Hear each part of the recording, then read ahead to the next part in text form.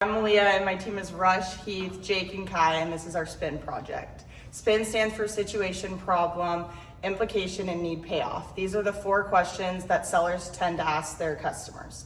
The main purpose of using SPIN questions is to uncover implied needs, to develop them to explicit needs with a customer motivation to take actions, which is the goal summed up. And our selling point is going to be Red Bulls to the southwest, or the southeast region of Kroger.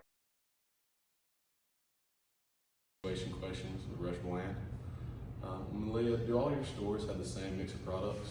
Not exactly. While we maintain a core assortment across all stores to ensure consistency, we tailor the product mix based on the local demand, the demographics, and seasonal items.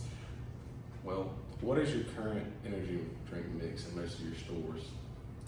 Our energy mix includes top brands like Monster and Celsius, along with emerging functioning beverages and some private label offerings. We balance the mix to serve both mainstream and health-conscious customers. Okay. How long have you had the same mix of products, and have they been successful for your company? We review and adjust the mix quarterly, but the core brands have been consistent for over a year. Recently, we've added a few new SKUs based on customer trends and towards clean label and plant-based energy drinks as well. Situation problems are to help you learn about your customer and their needs, and it also helps you set up for your problem questions. I am Kai, and we're talking about the problem section now. Okay, Malia, are you satisfied with your current mix of products? We're somewhat satisfied with the core mix, but we're always looking for opportunities to refresh and innovate, especially in fast-moving categories like energy drinks. The customer base is evolving, and we need to keep up with the current trends like clean energy, functional beverages, and sugar-free options as well. Are you having any problems with certain suppliers? Well, yes, there have been some supply chain inconsistencies, particularly with newer or smaller brands that don't have strong DSD or warehouse support. We need suppliers who can consistently deliver and support multiple stores across the region without gaps in their services. Okay. And have your energy drink sales declined in the past 2 years? If so, what products are struggling the most? Sales overall have remained strong, but there's been a shift within the category. Some legacy SKUs have plateaued or declined, while newer, wellness-focused brands are gaining traction. We're trying to strike the right balance between reliable volume drivers and innovations. The ones that are struggling the most are primarily some of the high-sugar traditional energy drinks. Consumers are more health-based conscious now, so we've been seeing performances from zero sugar or clean label options. We've also seen some declines in bulk packs with inflation hitting hard. Problem questions, the goal is to learn about customers' problems, difficulties, and dissatisfactions. As sellers, it is our responsibility to acknowledge and understand what exactly the customers are discontent with. Thank you. I'm Jake Milner, and we're doing implication questions.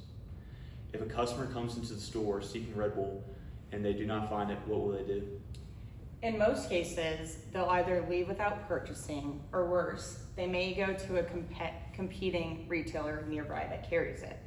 Red Bull has strong brand loyalty, so out of stocks often mean a missed sale, not a substitution. How does not having Red Bull impact your cooler space profitability compared to carrying slower moving products? Red Bull is a top performing SKU per linear foot, so if it's missing cooler, profitability takes a hit. Slower moving items may fill the space, but they don't generate the same volume, margin, or traffic. It's a case of missed velocity and opportunity. The goal of implication question is to help the customer realize the importance and the cost of an issue.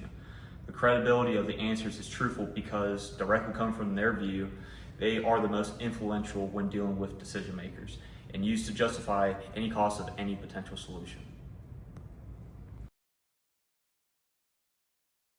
Keith Patterson, and this is the need payoff questions.